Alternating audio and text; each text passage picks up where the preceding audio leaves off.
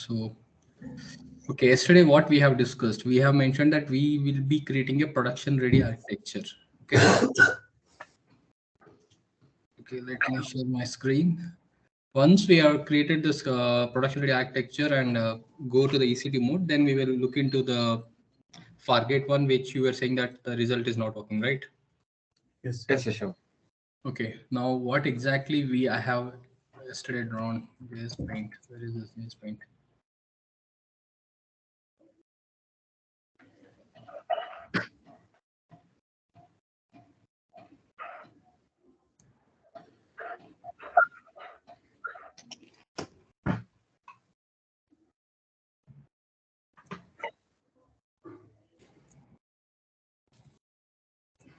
Now this is a VPC. We have created a VPC. This is a VPC, custom VPC, and these are all the availability zones. These are all the availability zones. Now in these availability zones, we will be creating subnets. Subnets. Right now, for us, we are going to create two public subnets and two private subnets. So two public, and these are the two public subnets, and these are two private subnets. And how you gonna distinguish? How you gonna distinguish that these are the public subnets and these are the private subnets? If you connect these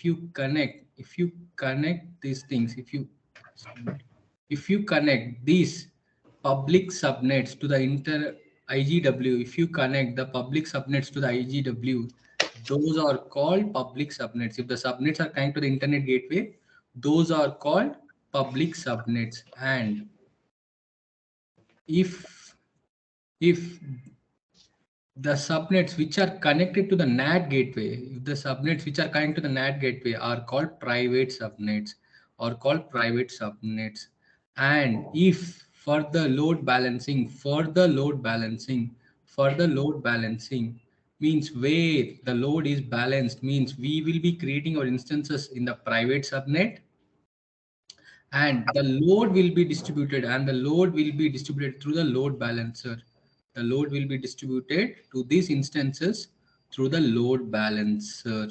This is a perfect production ready architecture. This is the one we should be as a DevOps engineer. We should always take care of our infrastructure. Means if a production ready architecture, if someone asks how to create a 3-tier architecture, how to create an architecture, means we should always be using our custom VPC, not default VPC. I'm saying it again. As a DevOps engineer, we should be using our custom VPC. If you log in into AWS accounts anywhere, always in organization, delete your default VPCs. Always try to create custom VPC, where you can define in which availability zone you needed your public and private subnets, and the instances which you create should always be in private subnets, because they should not be on the public subnets. They should always be on the private, and to connect to them you can SSH, but to connect to them the load should be balanced through the load balancer, and the public subnets should be connecting to the internet gateway, and the private subnets will be getting the load through the NAT gateway. They will be accessing internet through the NAT gateway. How we will be looking to it? Now let's create a VPC first.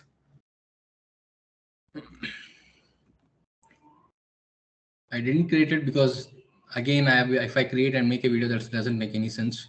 So I just kept it like this. So let me create. We need only VPC. Mention the name as OTAP or something, whatever you want to name. So, and whatever you want to say, you can keep it the CIDR range. OTAP default and create. That's it. The VPC is created. This is a VPC which we have created. This is a VPC which I have created. Now I will be creating subnets. I will be creating the subnets.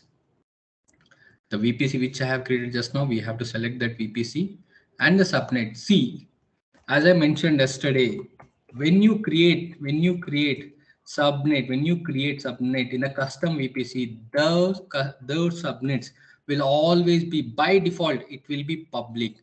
by default, sorry, by default it will be private. By default it will be private. If you connect it to the internet gateway, then only they become public. Otherwise, they will be private subnets only. I'm saying it again. Whenever you create subnets in the custom VPC, by default, they will be private. Until unless you connect them to the internet gateway, they will not become public. But here we are just for the naming, we are just providing it. That's it. But until unless I connect this public subnet to the internet gateway, they will not become public. So what is the preference? Okay, US East 1A. So 10.100.0.124. Add one more subnet.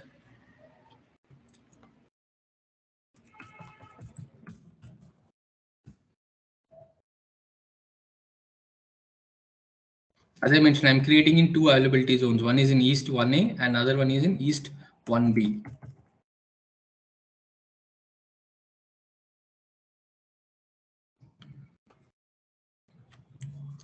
Now we are creating private subnets, private.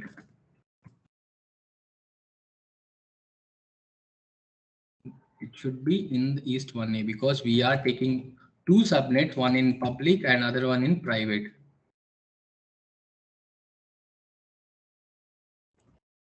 And the private subnet too.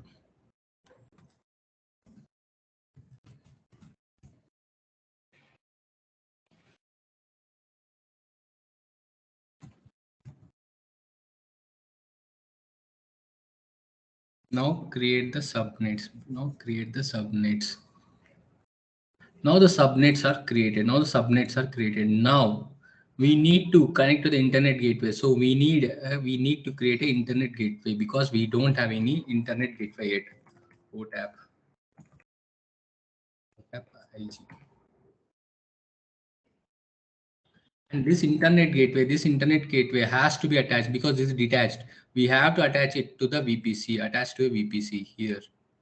Which VPC? The one which we have created.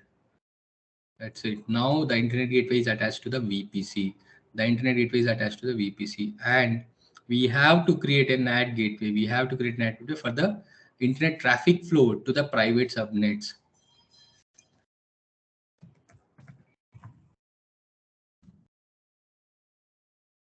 These subnets should be in the public. The NAT gateway should be in the public subnet.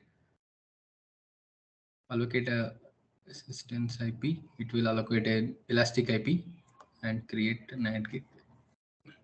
Now, how exactly these subnets, means whatever we are creating, how exactly these public subnets will be connected to the internet gateway, how the traffic will be flown, and how these private subnets will be connecting to the NAT gateway, how exactly these will be done through the route table. This will be done through the route table. We have to create a route table. This is public route table, so we will create a public route table. What is the VPC? This is the VPC. Create route table. Now in this route table, if you see the routes, edit, add, what is 00, which should go, the traffic should always go through the internet gateway. This is the internet gateway. Save changes. Now the subnet association, the internet gateway will has to connect through the public subnet. So what are the public subnets? Now the traffic will go. Now the route table will be able to route the traffic from the IG gateway to the public subnets. Now we need for the private also. So create another route table.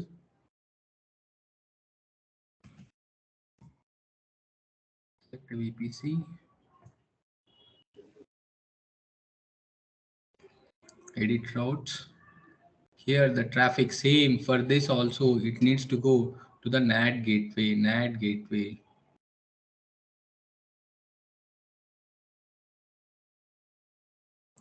Subnet associations. Edit subnet. Add the private subnets. Done. Now this is a perfect architecture. This is a perfect architecture. Whatever we have done here, we have created a VPC. This is a VPC. And in this VPC, we have created these are the availability zones, 1, 2, 3. In this availability zone, in one availability zone in 1A, we have created one public subnet and one private subnet. And in 1B, the same thing we have done. And here, for this, we have created an internet gateway and a NAT gateway. The internet gateway is associated to the VPC we have attached, and the NAT gateway we have created in the associated with the public subnet 1. And we have created a route table where the traffic will be from the internet gateway to the route table, to the public subnet 1 and to the public subnet 2. And for the internal traffic, for internet to flow, we have created NAT gateway where private route table will be handling this private subnet 1 to this NAT gateway and for this NAT gateway. This is a production architecture. This is the one. This is the one you should be creating. You should be creating. This is the way you should always take care how to create a production architecture. Now let's go to ECS.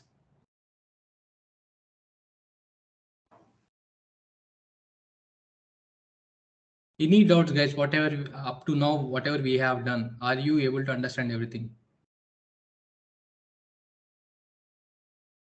Yes, Ashok. Okay, now, VPC creation thing, right, Ashok? Sorry?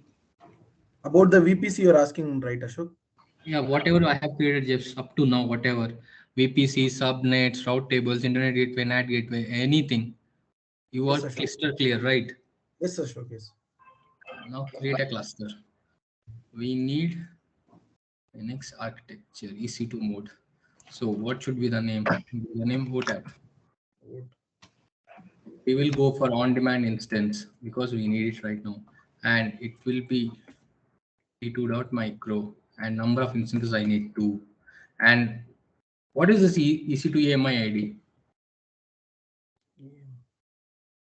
What is this EC2 AMI ID? I have explained it yesterday. I want you to answer this question. Why this AMI ID is needed?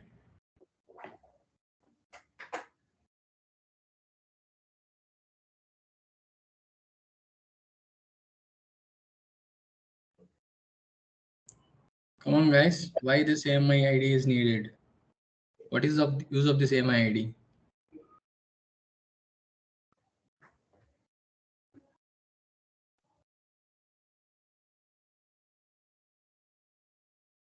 What is the use of AMI ID? Why is exactly is useful here? What is the exact purpose of this one? To connect to EC2 instances. Ashok. No, not the one. Like It the provides traffic information about the launching instance. Sorry, what? It provides the information of the required. It provides the information that is required to launch an instance. As I have mentioned here, when we go to the picture, you will see there will be a ECS agent and Docker agent. We are actually working out. We are actually using AMI ID in the worker machines. If we are having this AMI, automatically the ECS agent and Docker agent will be installed with this AMI. It is a prerequisite. With this AMI, it will always be having pre-installations of ECS agent and Docker agent, so that you don't have to install the Docker and ECS anything, because the ECS, why ECS agent is used? It is used to connect the master and worker architecture, to connect the worker nodes to the master. So this AMI is the one which makes sure to have the ECS agent and Docker agent. Remember this, guys. This is very important things. Why I have created this production architecture? Why I have created this production architecture?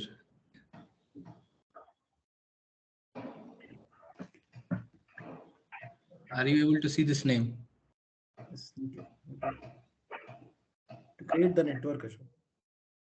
For the networking part, because I want my system to be safe and secured. I don't want to be used by any other people, because I want it to be very secured. And the cluster should be present in private subnet, not in public, in private subnet. Readme security, okay, that's fine, 80. Here, guys, we need this role. What exactly this role is it? It is a ECS full container role. How exactly we'll create? I will mention you once I have created this everything. What are the roles we will be providing? What are the policies we will be giving to that instance, so that it will be having full ECS and all the facilities where the worker needs to be connected to the master. Now let's wait for the clusters to get created.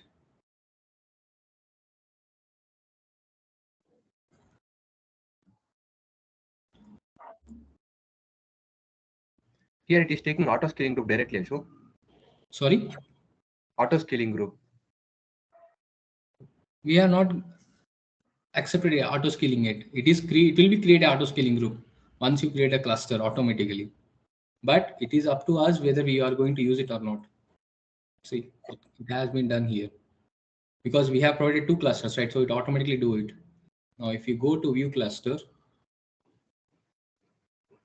now if you go to ECS instances and just refresh,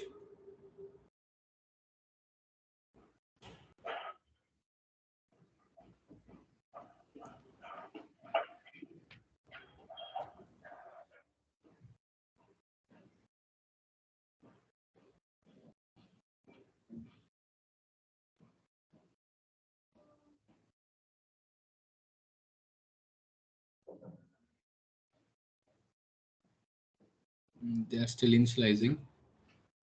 See, in Fargate mode, we are not able to see the ECS instance because it is serverless. Now, if you see here, these are the 2 instances we have created. There are the 2 instances we are all created. Now, let's go and create the task definitions. I will be creating EC2 because I needed EC2 1. Now here, oath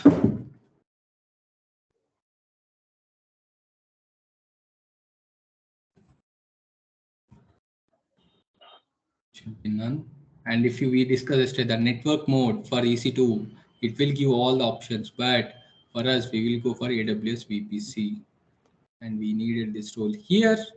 Now, as I mentioned yesterday, for Fargate, this is important because it is directly container, but here we don't have to mention anything. It's up to us. Whether if you want to, you can. If it is not, there is no point because it's optional for one. Container name, port, and what is the origin.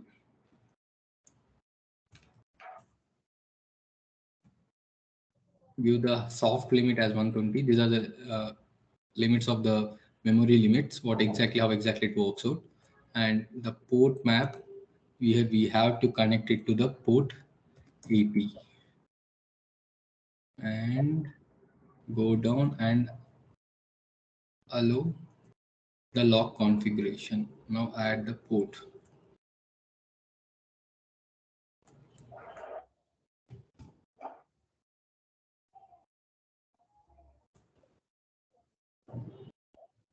Ashok, I think you have not removed the space in the image.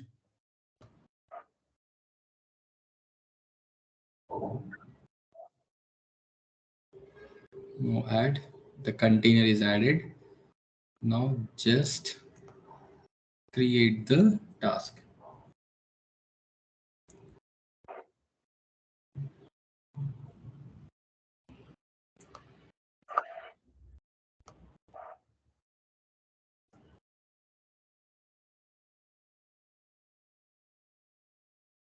Okay, now go to the clusters, the OTAP. Now, if you create a service, we will be going to create EC2, and the OTAP is okay. It is taking revision. What is the highest, latest cluster service name OAT, and if we decide service type should be replica daemon, it's up to us. Number of task 1, and the rolling update deployments, rolling update AZ placement template. That's fine. before going to this place, guys, we need to have an application load balancer. We need to have a load balancer because the traffic has to flow. The traffic has to flow through the load balancer. Create a application load balancer. Load balancer name, OAT, internet phrasing, IPv4. It should be for the OAT app.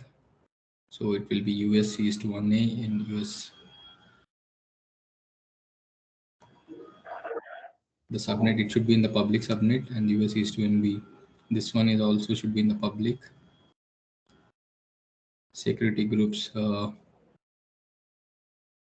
take the one which it has been given, remove the default. And here create a target group, just a dummy target group. What exactly target group is that? Which provides the target from the load balancers and to exactly goes to the instances. We are going on the instances, go to the instances. This is a target group named demo. Protocol HTTP 80. Okay, that's fine. Health checks, attributes. Just go on next. Create the target group. Now, if you go back here, refresh, and if you select demo HTTP 80, create load balancer. Now we have created a load balancer. Now go back to the ECS. What should be the cluster VPC? This is the cluster VPC. In which subnet you need it? In which subnet we need it? In which subnet we need it to? First one, Ashok. What is the first one? US East 1A. 1A. No. This subnets, this public subnet one.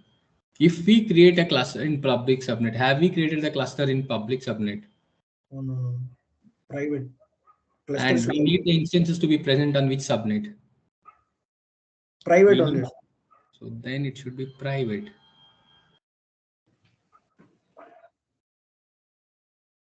Do we need to add both, Ashok, here? 1A and 1B private?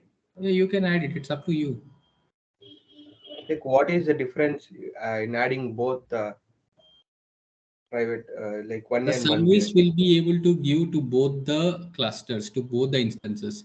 Suppose if you select only one subnet, the service will be only providing, means the traffic will be only giving to the only one instance which is present in the private subnet.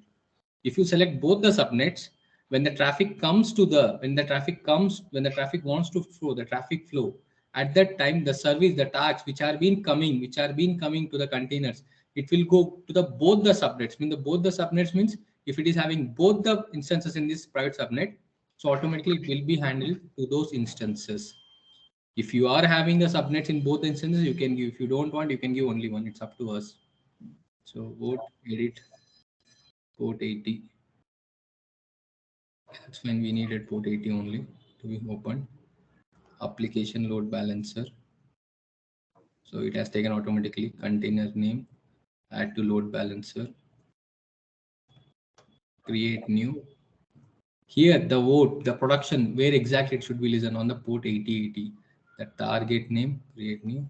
That's fine. So the evolution order means how exactly on which evolution it has to go, the path, pattern, everything. Here the health check path we will be giving on vote. Why I will mention you, I will explain you. Click on the enable service discovery, create a new name, local space, vote, and TTL. Timeout should be 60 seconds. Next step. This is the auto scaling. We are not doing any auto scaling right now, but I will explain that one. Next step. Create the service.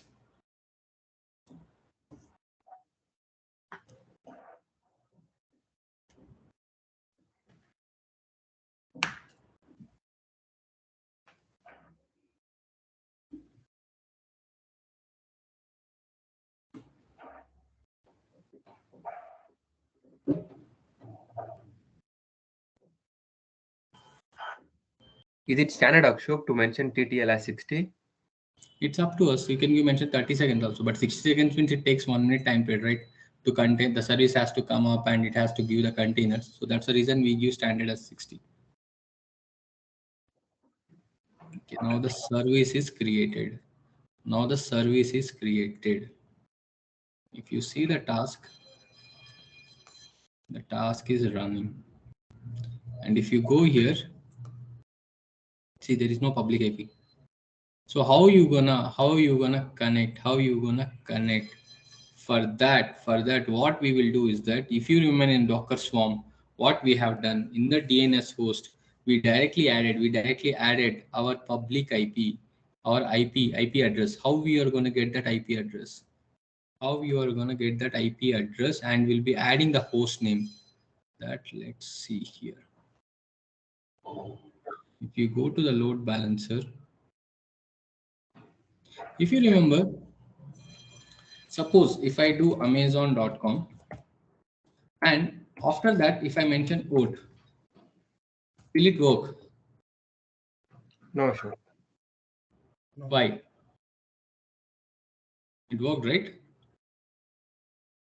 Like it didn't go to the vote page, right, Ashok? If you see something after amazon.com, if I'm giving something, it is not taking it. Suppose this is the one. This is the way the application load balancer also works. If you see in the load balancer, here automatically when we are working it out, when we are looking at when we are giving the HTTP 80, the port 80 map which we are doing, which we are working it on, Here, if you see the rules, here our voting app is been going on underscore means after slash like this. If it is a, suppose your website is votingdemo.com, it should directly hit the votingdemo.com, not votingdemo.com and after that the port IP 80. No, not like this. It should directly go to the votingdemo.com. For this, what we gonna do is that we gonna change the rules. Here whatever we have been having, we will remove this one and we will add a condition host header, and we will be giving the DNS name, votingdemo.com, and update. Now, if we hit the votingdemo.com, automatically it goes to the vote. Now, this has been done. And after this, just a minute, guys, just a minute. Let me stop my sharing. I just need to check one thing.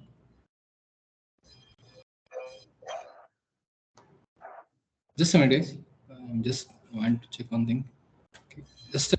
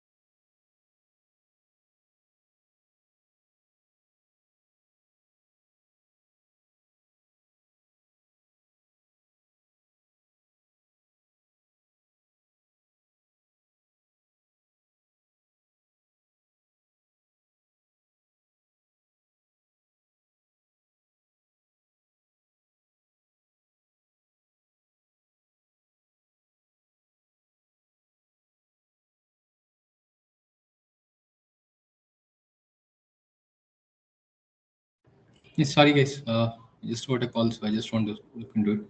Okay. Where were we exactly?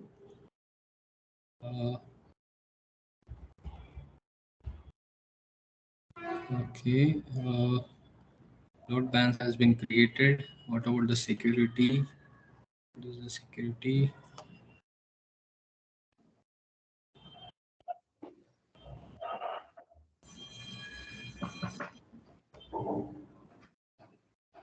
Okay, that port 80 is open. Okay, that's fine. And to get what we're talking about the IP address means we have given the voting demo.com, right, in the listeners.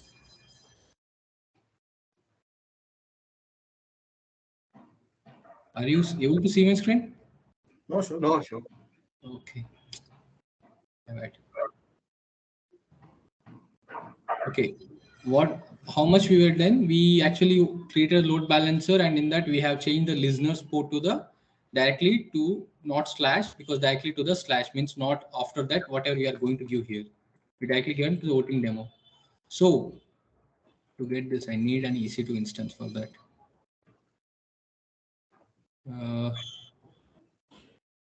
Just a minute, wait a minute. So here it is there. See, if you see this one, DNS name, if you copy this one and okay, the instance is not there in the command prompt. I need to get it out. Okay, if I do host, for that I need a EC2 instance. Okay.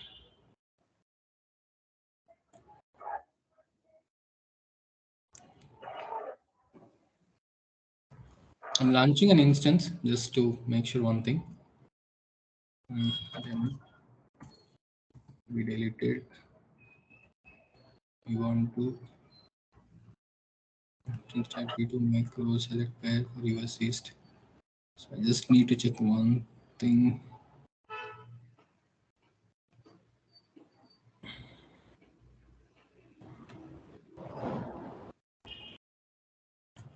Launch the instance and go to the instance.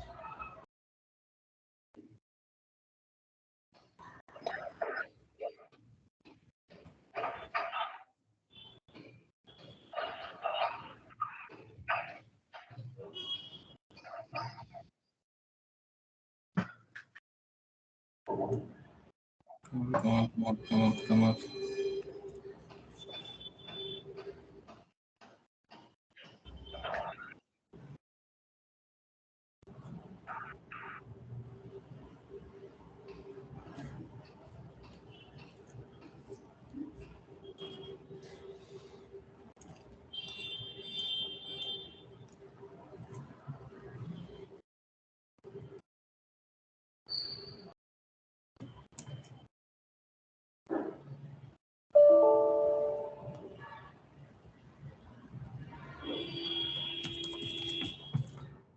Now, whatever we are having here in the application load balance, take this one and mention host.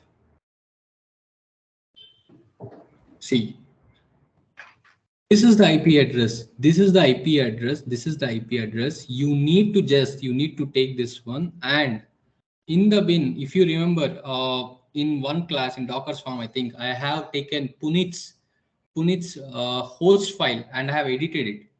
You guys remember that? Yes, Ashok. At the same way here, you have to again do the same thing. In Windows, it will be in program files, system.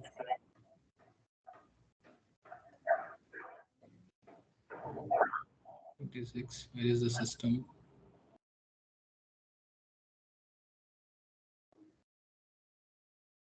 Where is the system?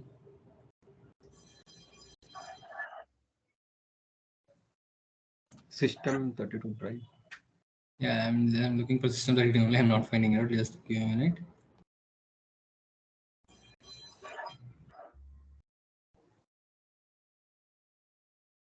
System 32. Just wait a minute, guys. Let me search it.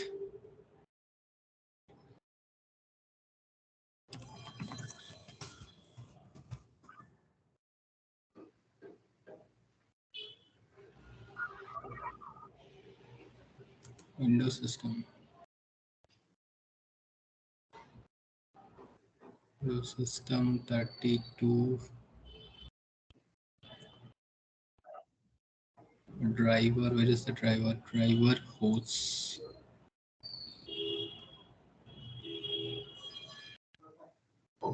Drivers etc hosts. In this file, in this file,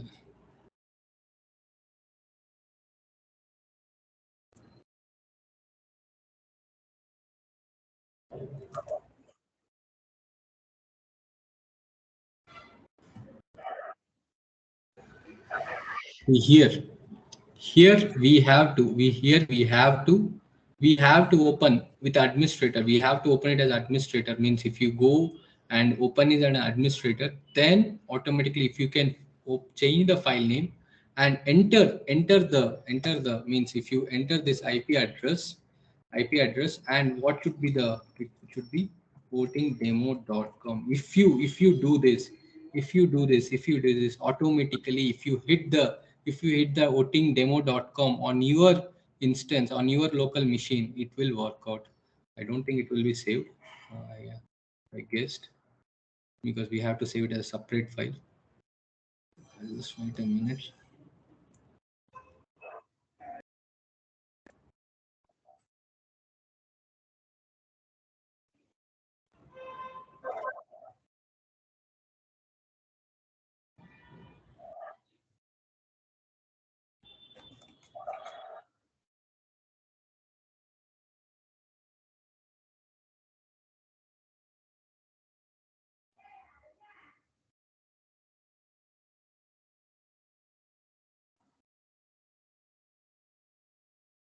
Come on. Again, I have to give all these things.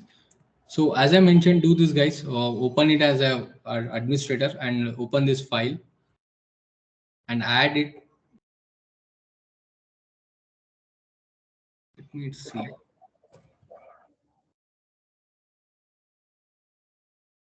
Let me try one thing. Just a minute, because for me it will be a lot of things to be considered.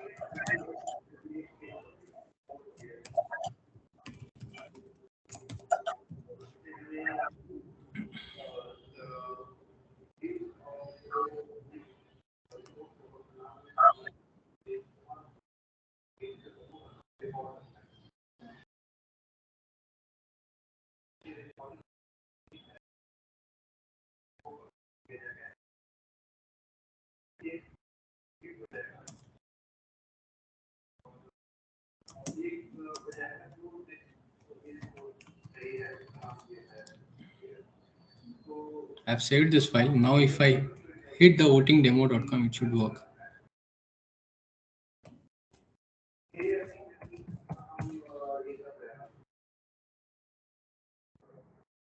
See.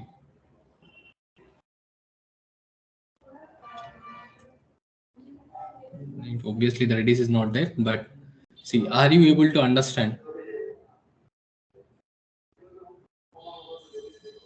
Hello. Yes, Ashok. Are you able to understand? Now the same way, whatever we have done, do you guys have any doubts? Let me know, because this is a very tricky part. Means in the load balancer, it's a very tricky part. And other than that, I think everything is the same thing. We have created a network. We have created our own network, and after that we have created a load balancer, and after that in the load balancer we have provided the listeners a target group, where the target means if you are hitting the load, where it should actually hit, it should be going to this one, this is the way you gonna create a network. And with that network, how you gonna host your instances, how you gonna host the EC2 mode. This is the way how it should work out. Let me know if you have any questions. I will explain it again. I'm saying it. I will explain it again. If you want me to, I will explain it again. But this is the way we should be keeping our architecture, our own network, and we should be the way where our instance should always be in the private subnets. Any questions, let me know.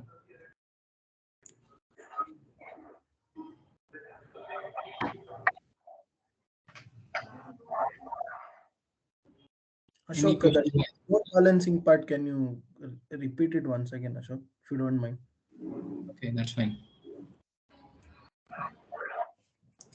See guys, what exactly this load balancer we are doing it. Now, if you see in the picture, here we are creating the load balancer on the public subnet. What exactly the load balancer will do?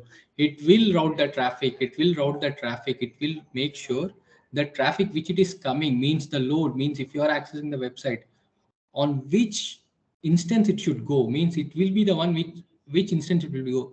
In this load balancer we will be having the target groups, we are not hitting directly the IP address, right? We are not hitting, suppose if you are hitting amazon.com, you are directly hitting a load balancer. In that load balancer, the target ports will host you, will take you to exactly where this server, where the instance has been loaded.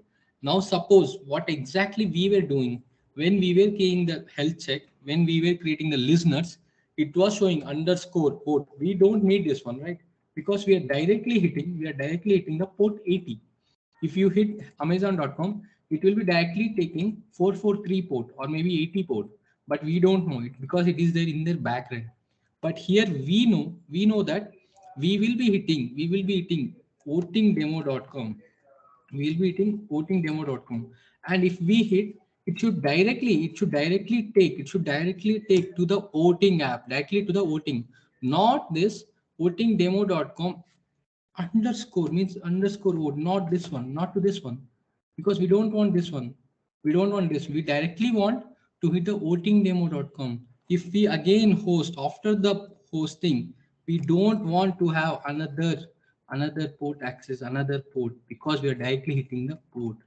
This is the way we have to keep our application. So for that, what we have done in the load balancer, and we will be creating the target groups. In the target group, in the listener, we are actually changing our mapping. How exactly we are doing it? We are going to the rules, here manage rules, and we are changing the path here. Before that, it was what was there? It was path. But here we have deleted and we have added host header. Directly we are hitting votingdemo.com, and this is the value. If you want to add one more condition, if you create another rule, means if you go for next, what exactly voting them, after that you will be creating for the result. At that time you again have to give another host header. Means if you have to create another rule means you have to create. How exactly you can do it? You can add one more rule, insert rule, add one more condition. What exactly you want to do? Have host header and the value result demo.com, something else, and it will automatically take the forward to whatever you are doing. If you create the service, it will automatically show it here, and you can add it. This is the way how we are gonna create our application, how we are gonna keep our application safe and secured, not having any problems. Are you able to understand, Punesh? Yes, Ashok. So we first thing what we have done, we have created a network. We have created a network. In that network, we hosted our voting application in this instances, which are in private. The containers we are creating in this private instances, which are in private subnet. The instances which are in private subnet, we are hosting the instant containers here. Now, with this safely secure network, no one will be able to crack our application. Nothing should be hacked. This is the way you have to be as a DevOps engineer. Any questions, guys? No, Ashok. Ashok, previously we used to go into the file and there we used to give the name, right, Ashok? Where? Like whatever We have changed the Puneet thing. On that Yeah, day, we DNS. have. That's directly is that directly we were directly taking the IP address. But here, if you see, you are not getting any IP address, right? No. Because Yes, yes, yes. here for that you have to take this one. In the O tab, there is a DNS name. If you take this one and just mention host and mention this one, you will be getting the IP addresses. The two private subnet IP addresses. So with this, we will be able to, because see, we don't have the godaddy.com, right? We have to buy the DNS name if we want to have a DNS. But DNS. for testing purpose and for our local purpose, we can just take this one and host it on local file, what we have just done. That way it works out. This is the way we have to create. Any questions, let me know, guys.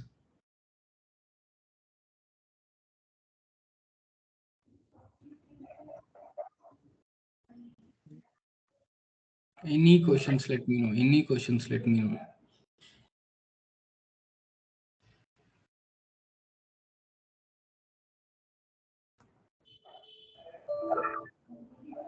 Anything, come on, let me know, because we will go to the demo part, the one which we are talking about, the Fargate.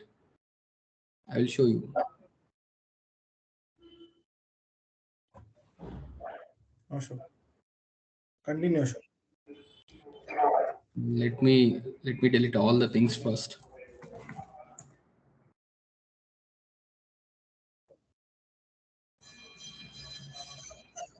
Let me see the target groups are deleted or not.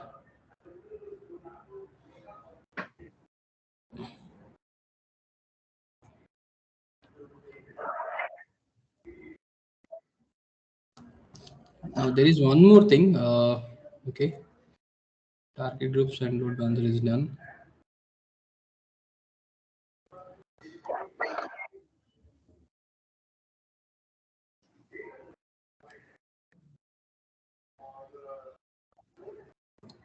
Here, when we are creating the service, you guys remember, right?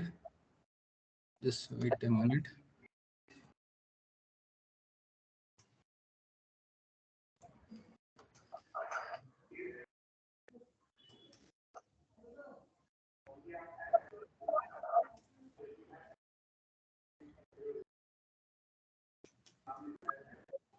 If you see,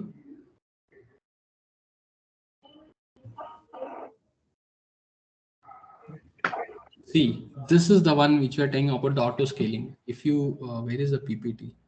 I didn't open the PPT also. Have you gone through the PPT yesterday? Yes, Ashok.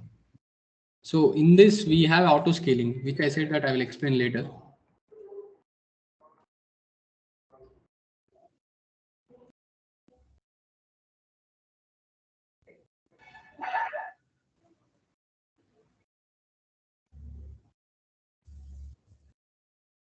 Here, there are two types of auto scalings. One is service auto scaling, another one is cluster auto scaling. What is the service auto scaling? The service auto scaling is the one which we service, because how many tasks it should be, task minimum number of tasks. If you are mentioning on the service, if it is 2, automatically it will take all the times the task which you are having will always be taken 2. And design number of tasks, how many you want to have, it should be whether 2 or it should be 3. That way it should work out. And maximum number of tasks, how many you wanted, means here you are mentioning the target tracking, how many tasks you want to have, minimum number and desired number, whether it should be keeping, and maximum number of tasks. This is called target tracking. This is a ECS server auto scaling. And step scaling, the step scaling is that if you want to see whether CPU percentage, if you want to see, if you have want to see the CPU percentage, this is the this is target tracking, and this is the step scaling, where if you want to create alarm, what exactly the alarm should be, means suppose my CPU utilization goes more than 100, more than 50, 60, send me a notification, but in the target tracking, if you are saying that my CPU utilization is almost more than this, almost target value, if it is 60, mention obviously cool down or work it out. This is a target tracking and step scaling. This is a service auto scaling. And in production, I'm saying it and again, in production, we always use target tracking. We always use target tracking. Why we always use target tracking?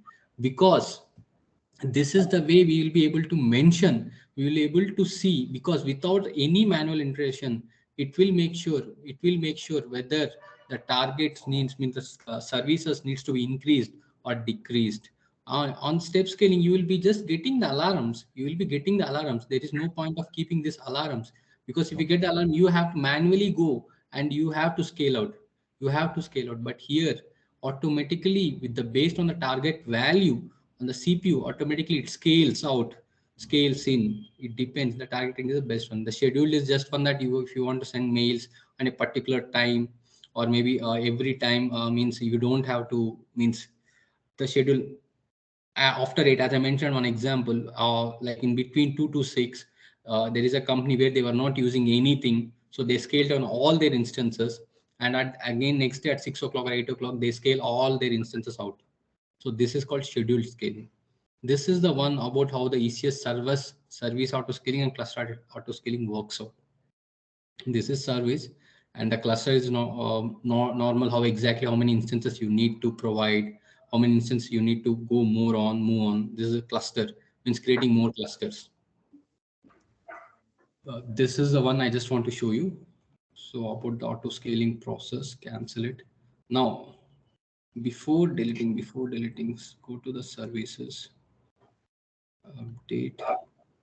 I just want to make the number of tasks to 0 so that I can delete this one.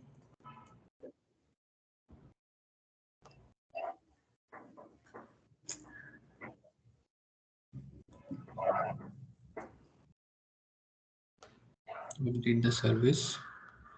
Okay, we go to the service. Guys, the deleting is a very little tricky. You have to delete all the things.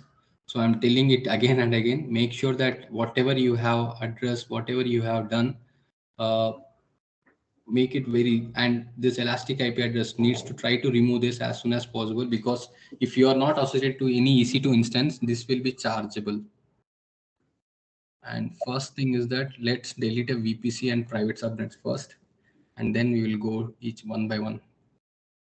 If we delete the root of VPC, in that elastic IP won't get deleted, Ashok? No, it won't get deleted. You have to delete it by yourself. See, if I delete this one, automatically the new instances will be created. See that I am deleting it, but because my cluster is up, it will create another 2 more instances, because I have mentioned the instances to be 2. So for that, I need to delete the cluster.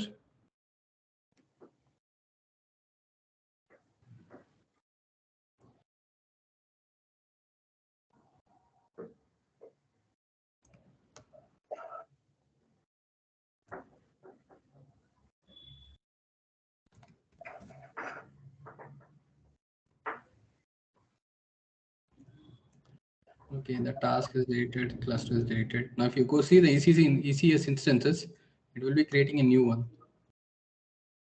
I just want to show, that's the reason I just keeping like that only. See, new one is coming up. You are seeing that pending. Another one will come up. Let's see. Once this is shut down, another one will come up.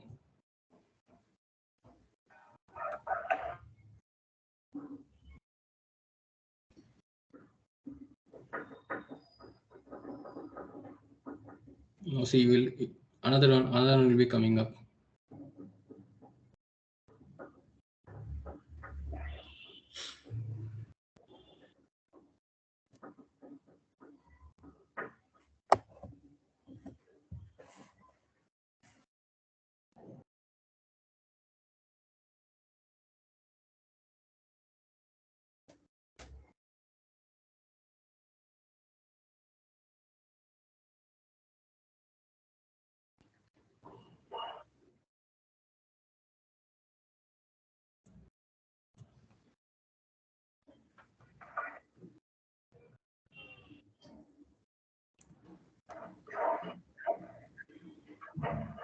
The cluster.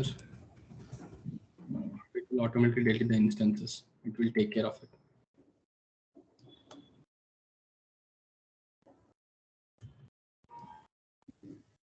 Ashok, yesterday we deleted that namespaces, Ashok. What are those namespaces, Ashok? It is the one which will route your route 53, means whatever you are routing it, right? Whatever you are creating, the service discovery, the end-to-end point means inside the one, which means suppose how you will mention the services, like the vote to connect to Redis, the Redis, it should be dependent on worker to on DB on the result. How they're actually working it out. For that, we need that service discovery. That if you create a service discovery, it will create a namespace where it will map that each service has to be linked. That is the main reason we create the namespace.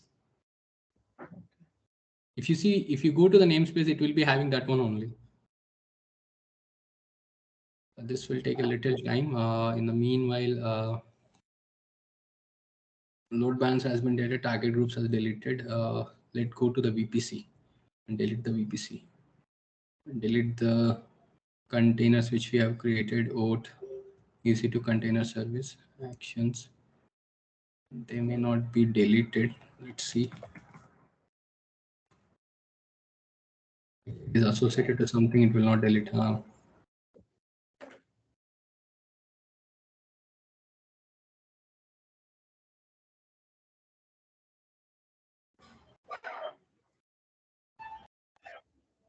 This one got deleted, but okay, both the services got deleted.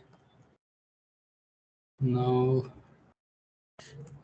go to the VPC.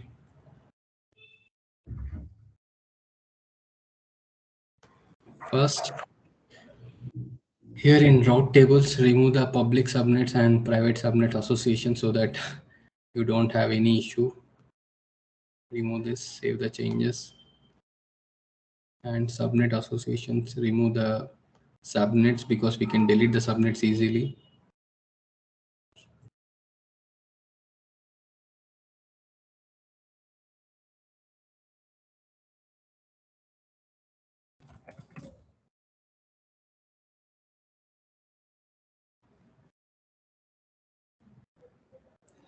Yes, why I'm showing you this, because you are new to AWS, so it will take some time for you. So that's the reason I'm showing you and I'm deleting you all the things.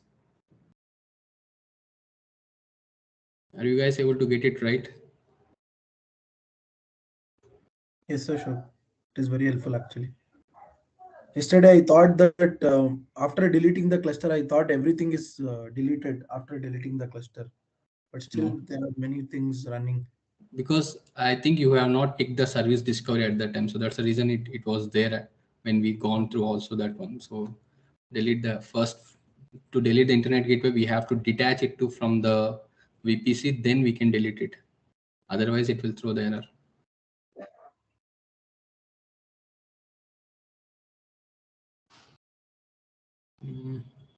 Okay, let me first delete the NAT gateway.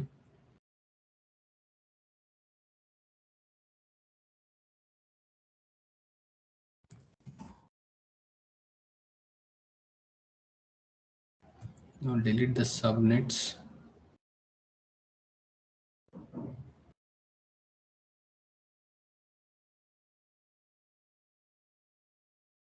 I guess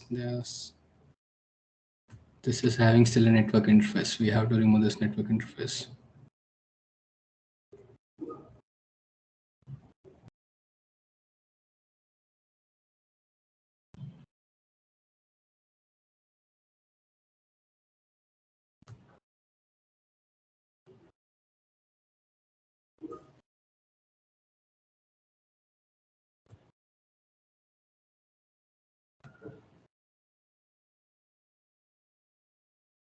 Okay, it is still in use. Okay, the cluster is deleted here. Now go to the Elastic IP.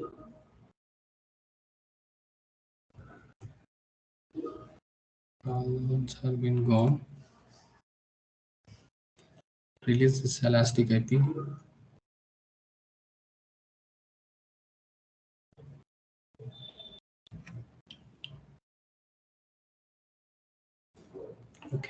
Now we have released it. So Elastic App Gateway has been released. Now here it has been deleted everything. Go to the subnets, refresh. Now see, and delete this. Subnets are deleted. Now go to the VPC. Take the VPC actions, delete the VPC.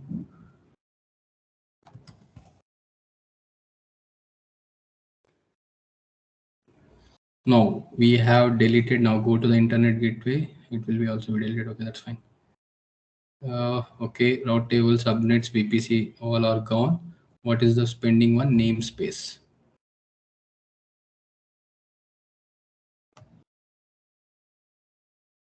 For that, go to the namespace. I think it would also have been deleted, but let me see.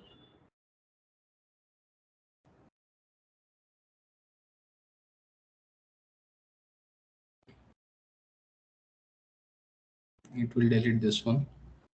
Okay, now go to the task definitions. Where is it? Amazon ECS task definitions to the OTAP. Select both the ones and deregister.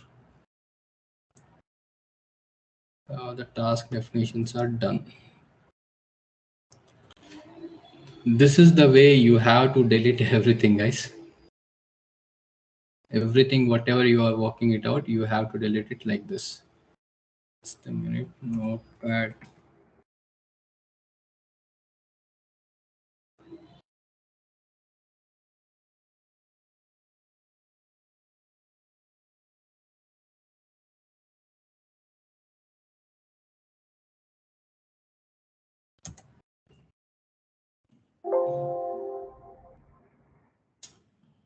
What the hell?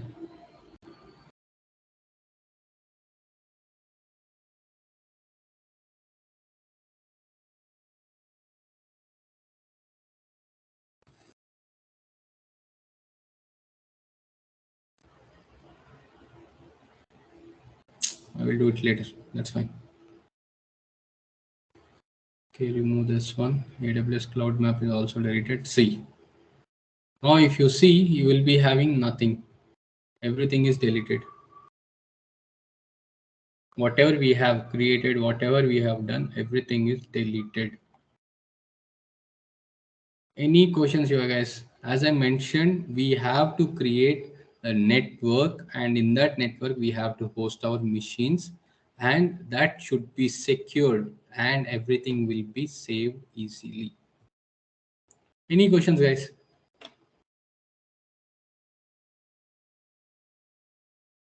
Ashwant, Puneet. Ashok, like every time we run it on EC2 machines, we need to create a virtual private. Is it mandatory, Ashok? Like, Sorry? will it not create it itself automatically, Ashok? No, it will not. See, that is the main point, right? Default VPC will be default.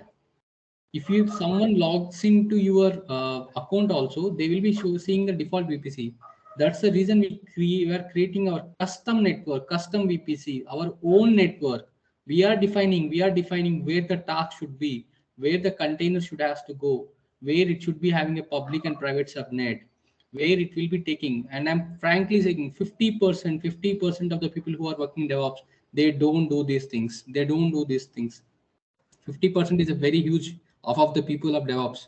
They don't do this networking part at all. They directly go and they will start creating all the applications, whatever they're having. They directly go on the start creating on the default VPC. That's a wrong thing, guys.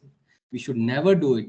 As a DevOps engineer, we have to keep our in project work, or maybe our organizational securities to the top priority, because that's the way. I'll give you an example. There is a chance, means whenever we talk with the AWS people or someone, they will always tell us these things. Always use your custom network. Create your own custom network. Why you always use default VPC? Because default VPC is given by AWS.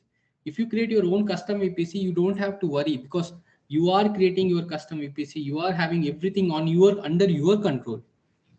You are mentioning that in which availability zone I need the machine to be, in which availability zone the public and private subnet are. and on which load, and with load balancer, I need to keep how the load should be balanced on the route table, how the traffic needs to go. And always they mention only unless and until they need to mention the traffic should be provided only on the port 80 and port 443. Other than that, no other port should be open. No other port should be open in the security group. No other ports means if we go 0.0, we should never give this. We should never give this. But for in the starting phase of your careers, we have to, because we need to understand how exactly the traffic flow. But we have to open in 8443, and we have to use the load balancer with the ARN. We have to buy with the DNS name. We have to buy a GoDaddy website and go to the GoDaddy and buy our own DNS. We have to buy the DNS where directly we can hit votingdemo.com or amazon.com directly. That's the way we have to buy. We should never use our IP addresses. Always we have to keep our instances private. It should not be accessible at all until unless we should not be providing the SSH also into the machine. Got it, Ashok. But in Fargate launch type model, we weren't creating any our own VPC, no, Ashok? No, because here you are having the option, right? Create your own VPC at that time. If you want, Yeah, you can but go like that also. the default. Okay. See, I click on next step. Here, if you see, create new VPC for the cluster. You are seeing it, right? Yes, Ashok, yes. If you create your own VPC, if you create your open VPC, there is option, means here and maximum. See, if you creating it here, it automatically, this will be handled by AWS, not by you, right? Yes, yes. This will be handled by AWS, not by you. So they will take care of it. Now let's go for the Fargate mode, which you are talking it about. Guys, see it very carefully, because whatever I'm doing, make sure where the mistake you have done, and you have to create whatever the service I've created in the EC2 mode. You have to create the other 4 services, and you have to host the voting.com. You have to host the result. You have to host the result. Okay. Yes, Ashok. That is your homework. This is the one.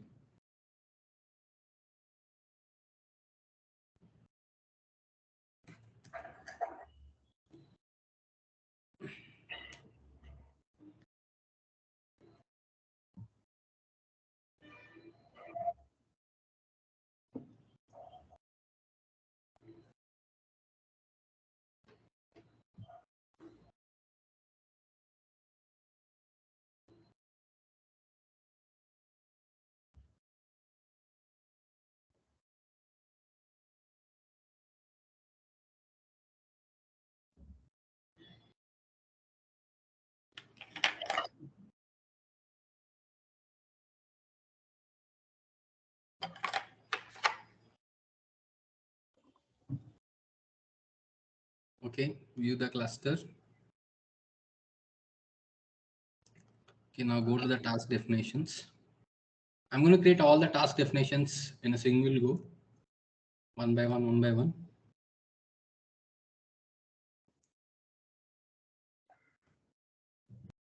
Port NDR, okay.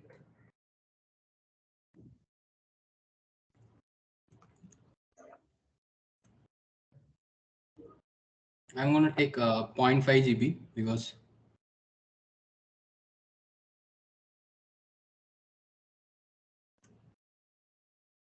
I don't need more, because just to make sure. Container name mode.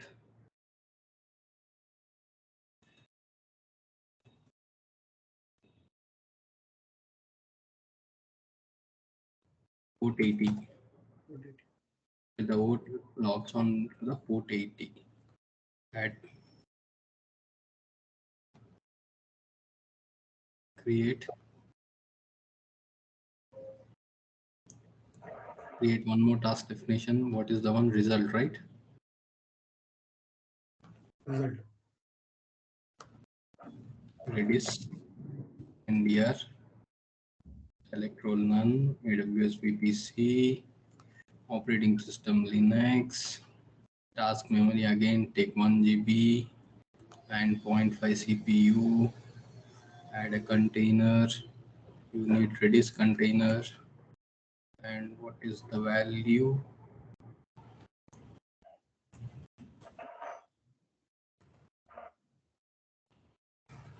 And the port for the Redis is 6379. 6379. Okay. Add and create this task. Okay, go back again. Now create worker.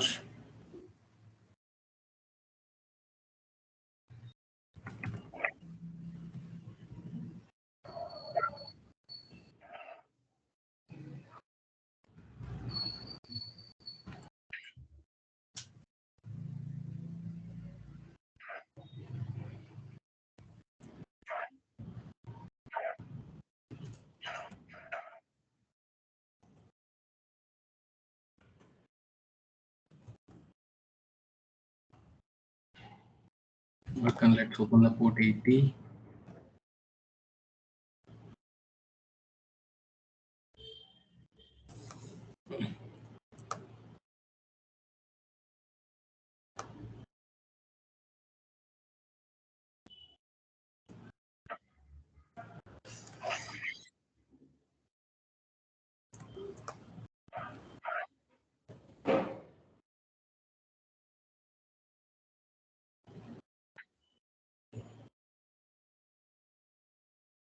For this, I want to take 2 GB because there's a DB.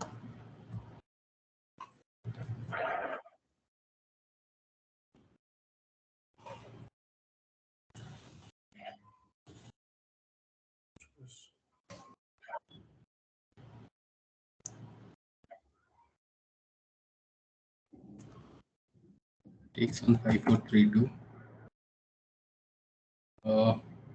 Environment variables.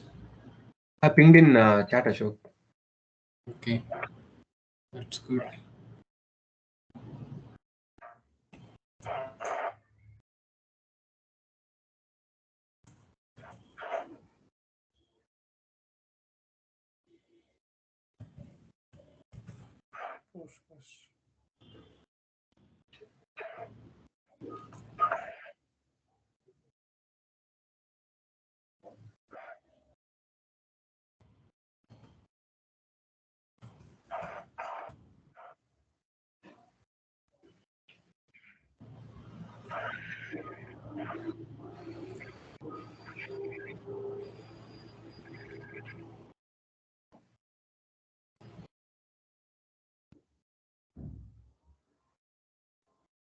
Result.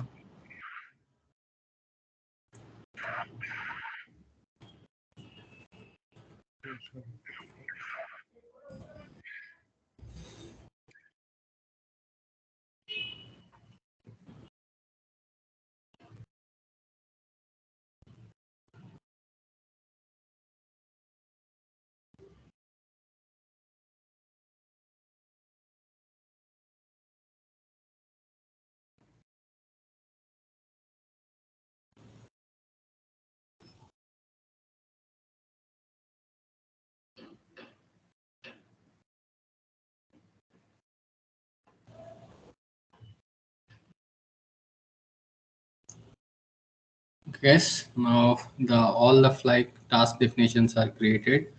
Vote result Redis DB worker. Now go to the cluster, Vote app.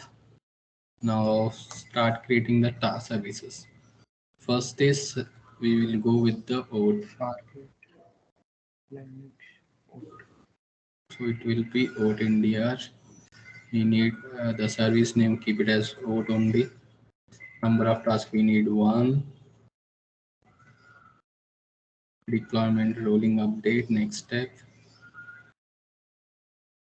Here we need to see which subnet you needed on 1. And vote edit, we see whether the port it is available, enabled. We don't need a load balancer for this one. Enable service. Enable service. Okay, create local TTL 60 seconds. Next step, we don't need auto scaling. Next step, Next. create the service.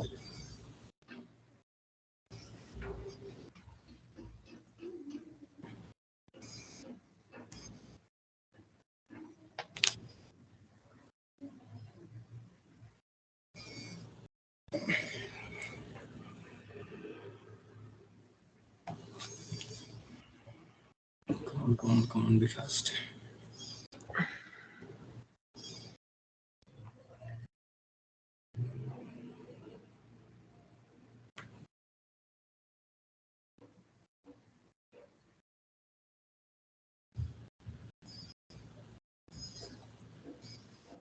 Okay, view the service.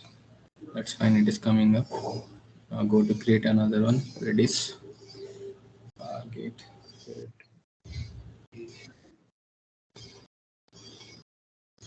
Redis NDR. Latest service name Redis. Number of tasks you need is 1. Being update, next step.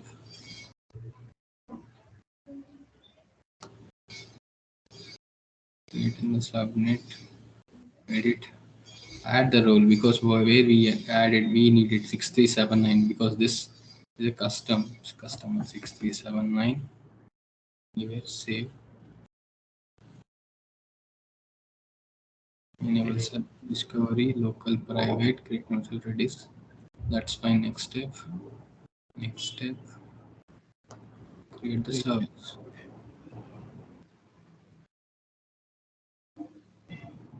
Now again, go to the OTAP. Go for the worker.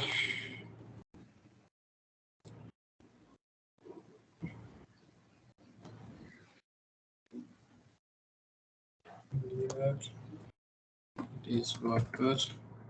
Number of tasks 1. Next step. Looking app, keeping the selection subnet, edit. Port 8 is open, that's fine. I048. Enable service discovery, local private. Worker 60 seconds. Next step. Next step. Create the service.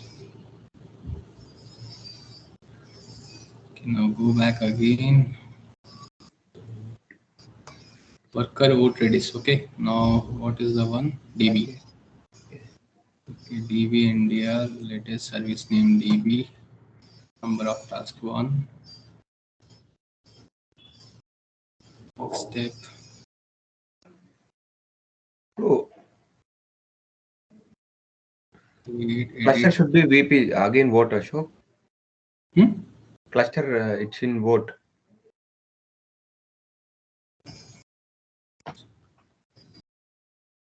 What the cluster is in what? I'm not able to understand.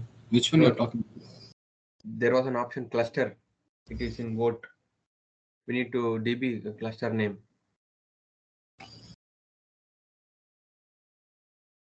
Where you are talking about?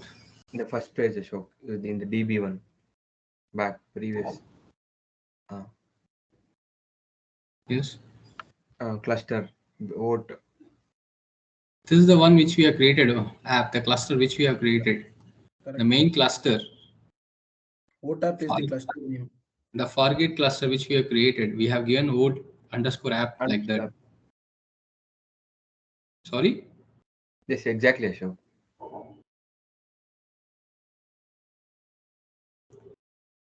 DB health check. Next step. Next. Next step. Create service.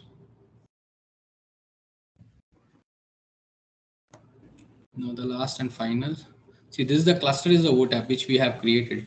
That's the reason it is taking the cluster as vote app. If you keep any name you want, I've just provided the vote app, so it's taking as a vote app. Target. The last one is result.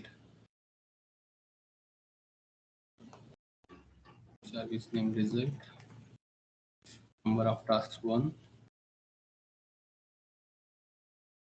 Next step. You can keep it on edit. You can create a custom one where you want to have it on 5001 or 50008. It's up to you. Save. Enable service discovery integration. Result. Next step. Next step. Create the service. Now all the services are created. Now let's see all the tasks.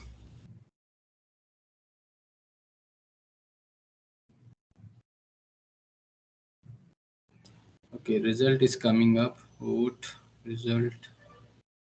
Where is the worker one? Okay, it is pending. Worker is provisioning.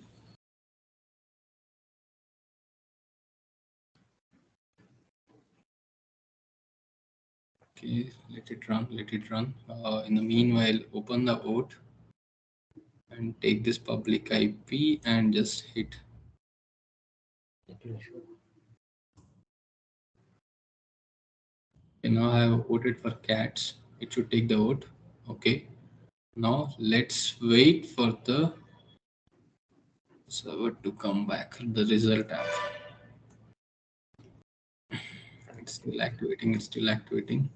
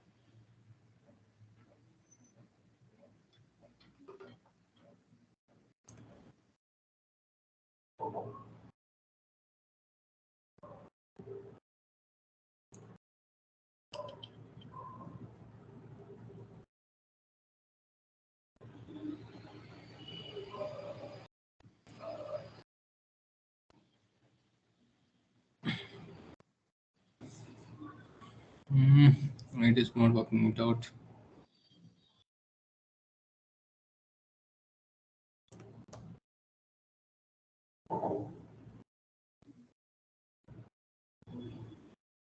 It's even not showing the logs also.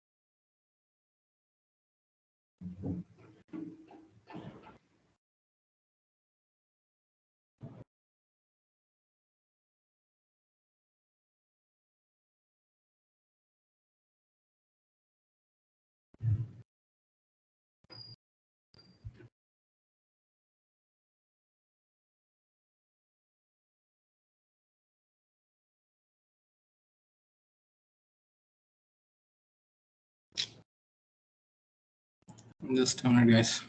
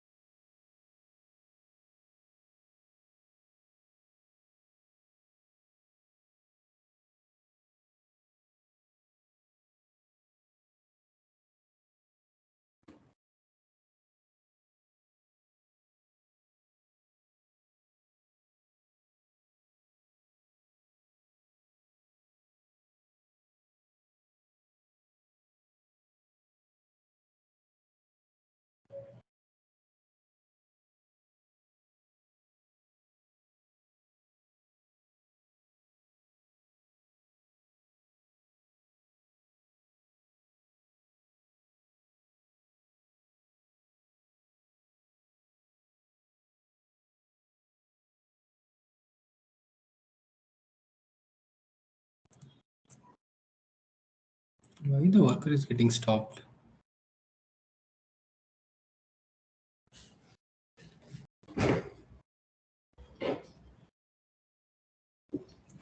System AWS prefix.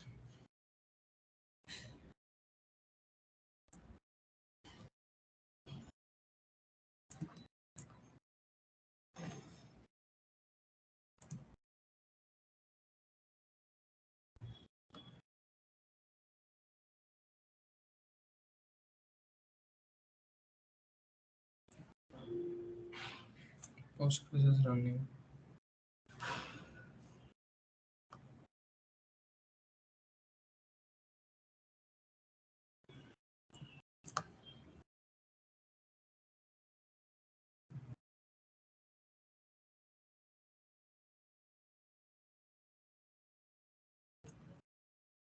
Okay, what is connected perfectly using worker sync? That's fine. Ashok, is that because of any CPU usage, Ashok? Like we have given 2 GB yesterday, now 0.51. It should take it, but still, the worker is already on the 2 GB, so it should not be having that issue. I've tried it for in the morning also for some other class. It worked. I don't know. Okay, let's change the TB is red. Okay, red is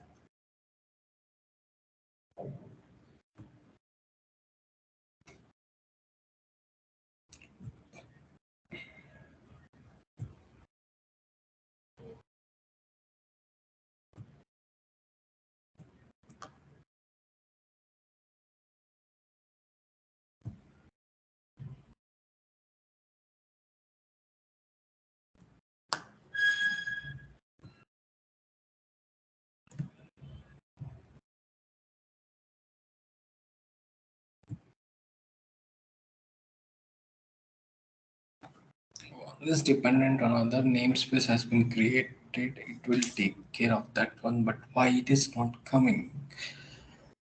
Oh, come on.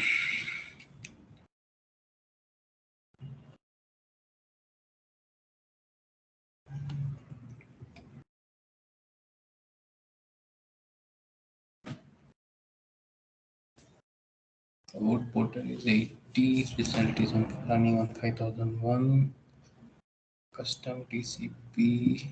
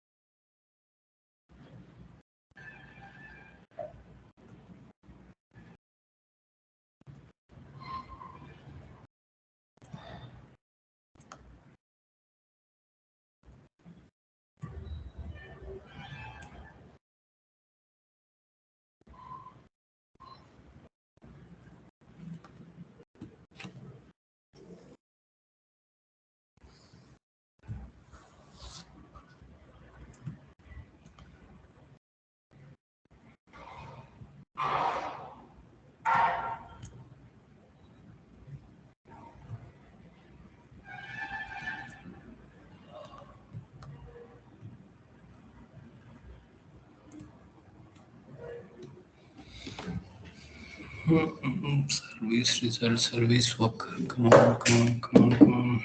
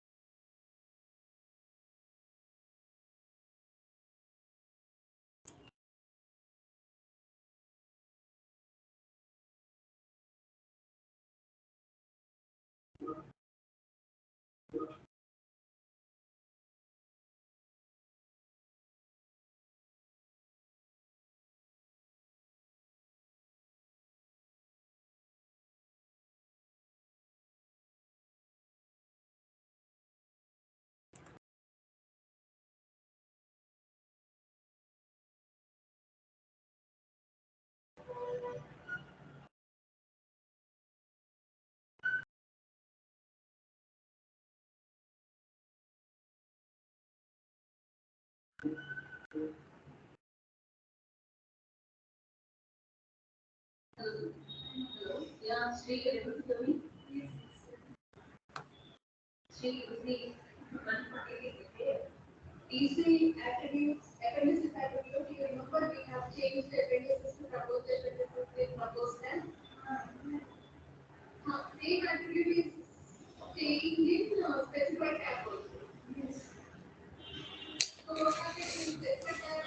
on. Come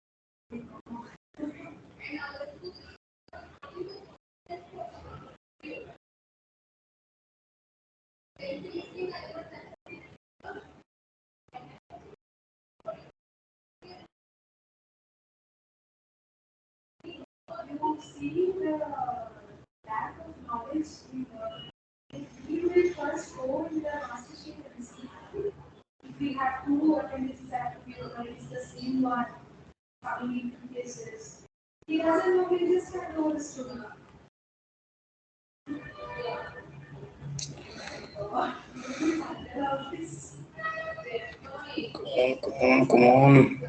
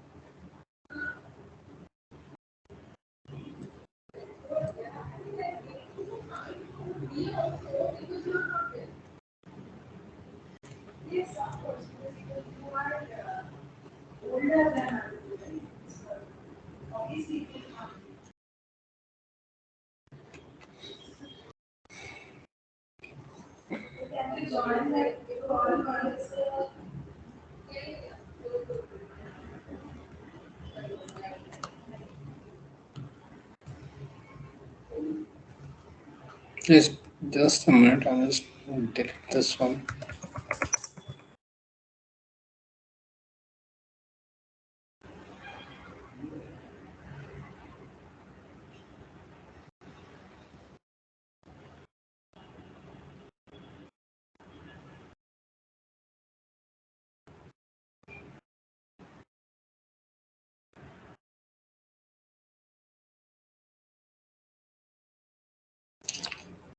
Come on, won't take time.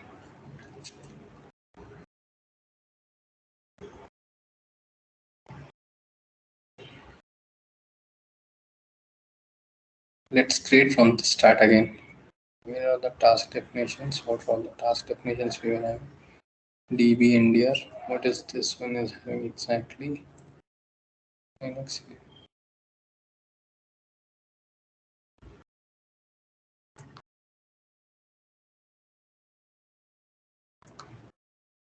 Let's create a cluster first.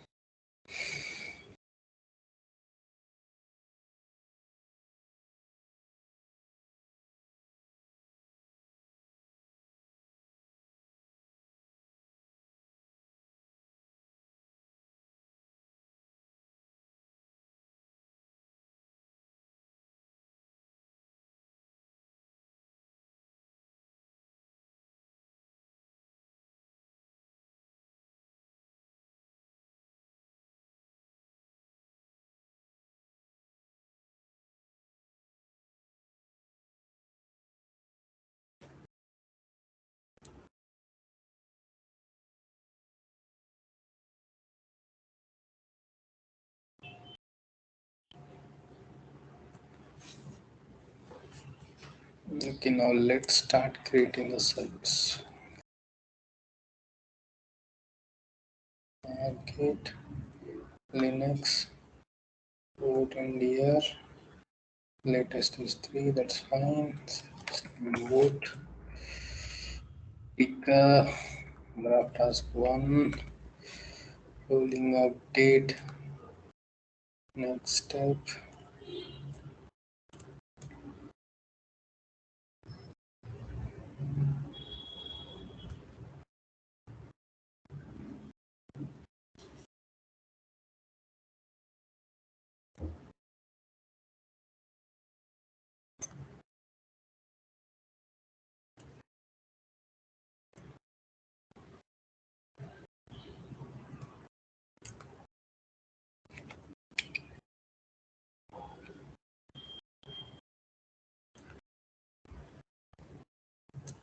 Rolling press is not deleted.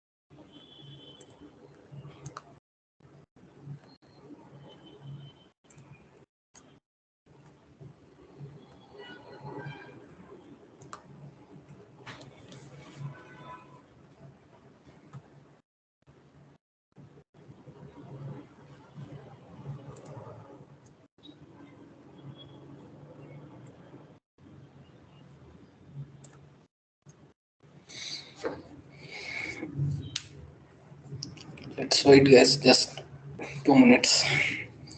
Let's keep them running.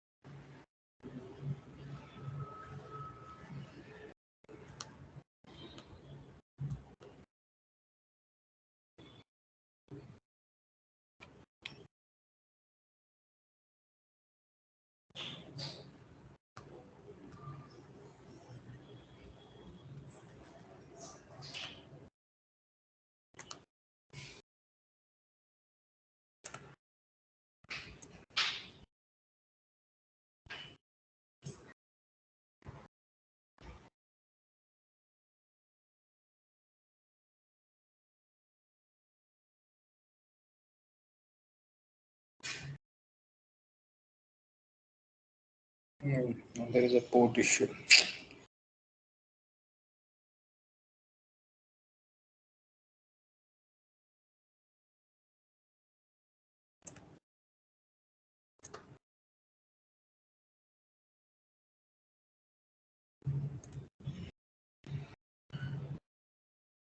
Okay, let's find out what the cluster services.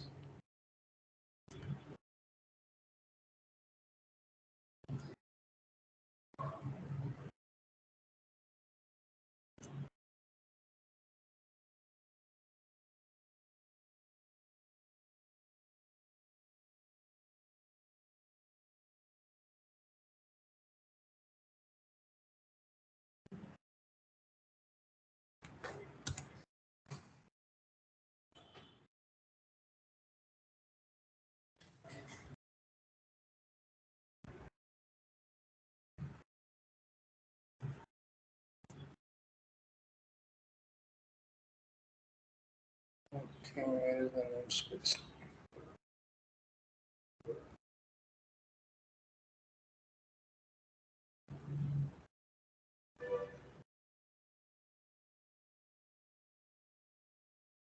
Critical node is control.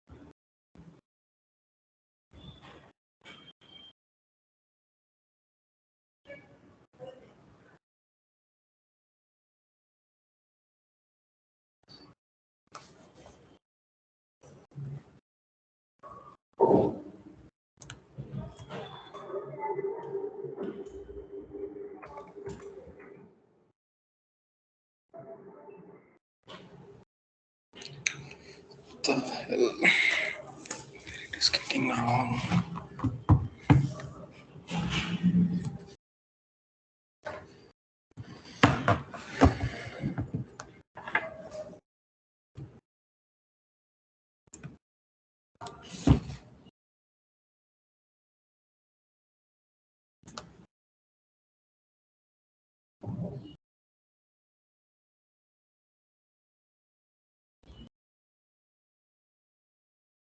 Okay, daily.local reduce.local result.local. Okay, these are the IP addresses. That's fine. Why it is not working?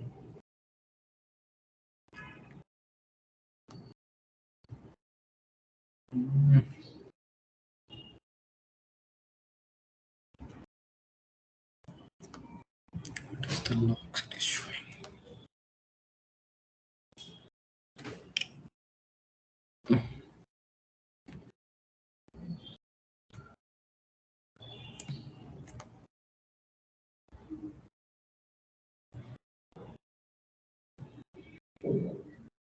Nap exception post trackback. Where exactly it is going? Getting the error. Python 3.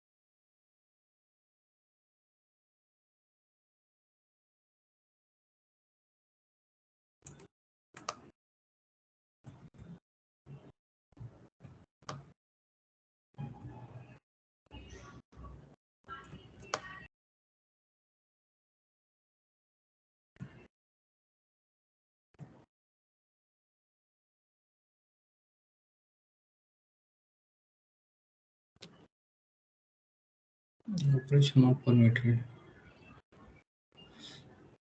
Current maximum compulsory mechanism.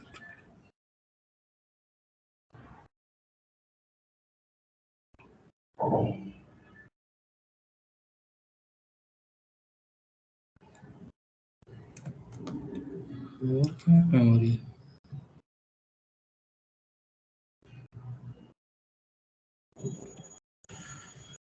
Okay.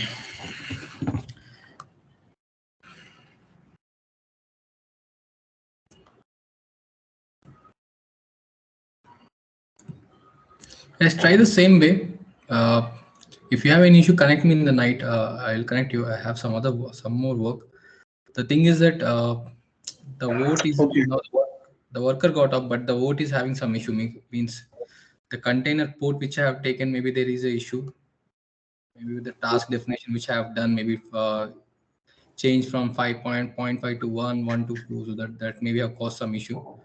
So, but if you want to debug the issue, always go to the service first, whatever the service is there. In the service, go to the logs. Here, if we see here, it is throwing an error in exception. Means the post, when it is taking the error, means post means whenever it is sending to the Redis, it is getting the error. Means somewhere it is failing.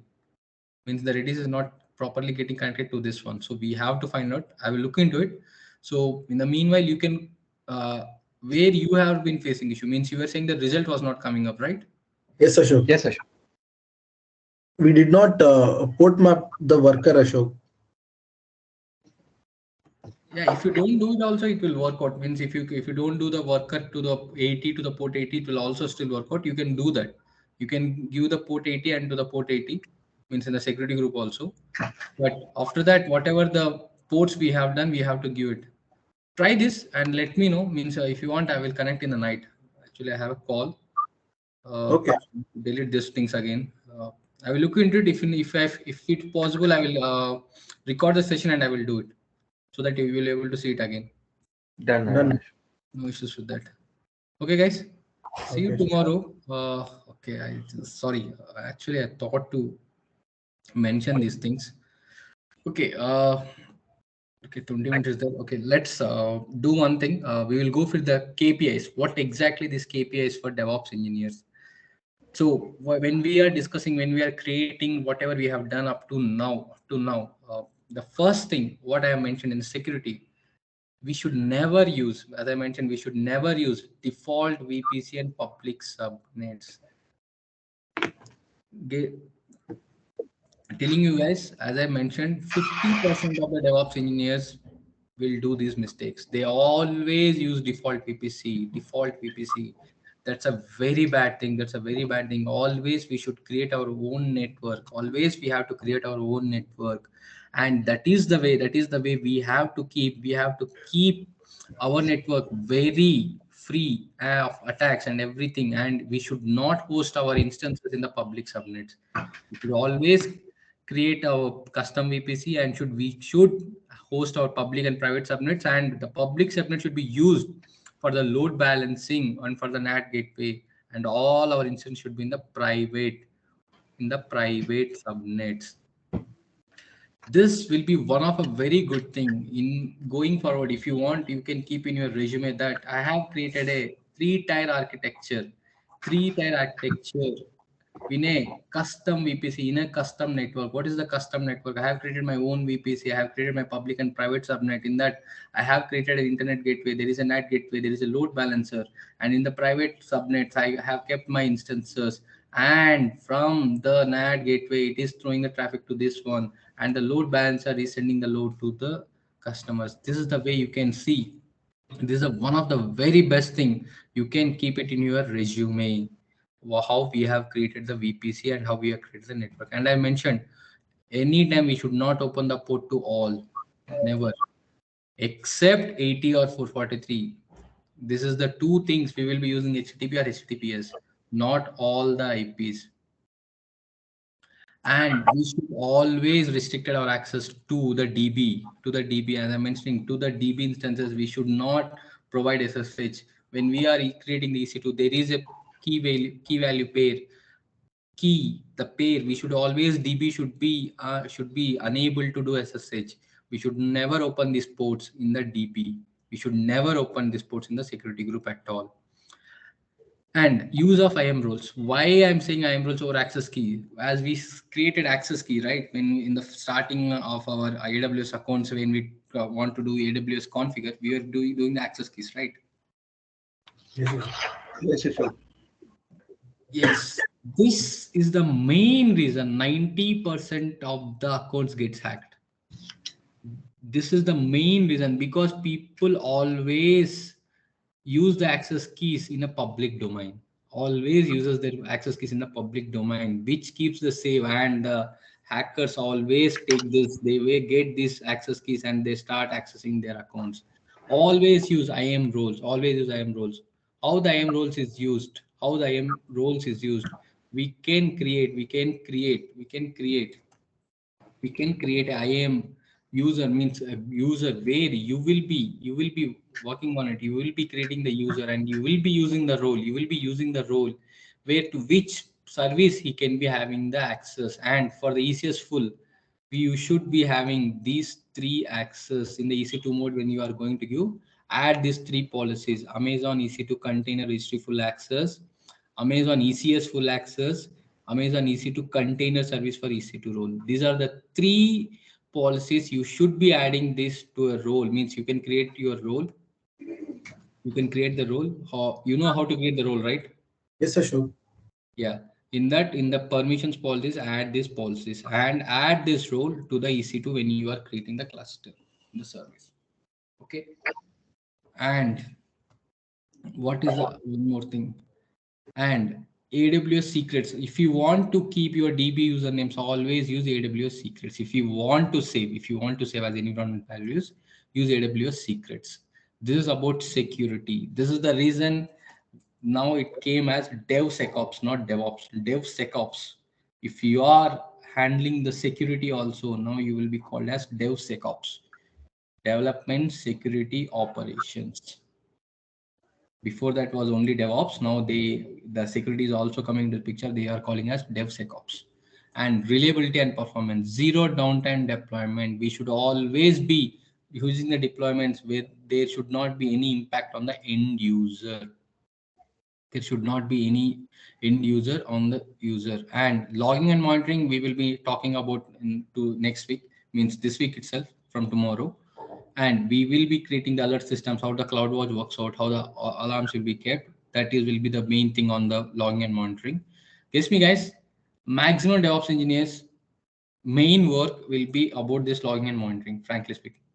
About this logging and monitoring and keeping your servers, creating more infrastructure. This will be the main biggest things we will be working more on our projects. And auto scaling and everything, ECS service auto scaling and ECS cluster auto scaling. As I mentioned, service, whatever we have seen, and the cluster, the target tracking, the scale, step scaling, and the schedule scaling, and the cost. When you are a DevOps engineer, you should not always use on demand. We should always include some spot, Spot. because this makes our cost very less, because 70% off, guys, 70% off, you're going to get in 2 rupees, 3 rupees. So why we always want to use on demand? When there is a non-production environment, there is a not that much important work, you can use spot instances. And if you are going to use reserved, when we want to have predictable workloads, means we are going to use this machine for 6 months, 1 year. So we should always go for the reserved instances, where you are going to get it for less than on demand. And as I mentioned, the elastic IP, if you are creating the elastic IP, if you are creating elastic IP and you are associated that elastic IP to some EC2, you will not be charged. But if you are not using that elastic IP, you will be charged. Means if it is not associated to any EC2 instance, then it will be charged. So we should be able to take care of, we should be able to take care of how many elastic IPs are there in your account. If it is we are not using, we should delete them. We should always whenever our AMIs, means whatever the AMI we are creating, means as we see here, there Ubuntu AMI, everything is there, right? Here if you go back in the EC2, if you see in the instances, we will always be having AMIs. Here you can get your custom AMI also. But once your work is done, you should remove it from it here. Purge, we should remove it from here. Once the retention state is done, we should remove it here. And the ECR also, whatever we are keeping in the Elastic Container Registry. And if you want to work it out, you can go for the billing. You can go to the billing dashboard and you can create your billing cycle. Where if your bill is getting, your cost is exceeding your budget, we should always be have to keep it. See, you can create your customize, because here you have an option of cost explore something, where you will be having a means what we call it as a cloud watch kind of, where they will be sending you alarm that your billing is gone more, please make sure that you should not use more. That is the way we used to take care. And always I mention, tag whatever you are creating, whatever the instances, whatever the services you're creating, always tag it. Because we will be able to see who, for suppose you are creating instance, tag the owner, what is the environment, for which team you are doing it. It should be always be keep like these things. This way we will be able to see if the service got down, if the cluster got down, if the instance got down, for whose environment is that, for which owner, or which team we have done it. That way we will be able to see. And if we see that the instance is not getting used and which team it is using, they are not using it, we can go to them and tell, if you're not using, just tell us, we will be, without overbilling, we will just delete it. That's the way we have to work on. This is a very good KPIs for DevOps engineers. If you follow, guys, I'm saying, you will be in the top 10. You will be in the top 10 of DevOps engineers who have been working up to now. We have to follow this process.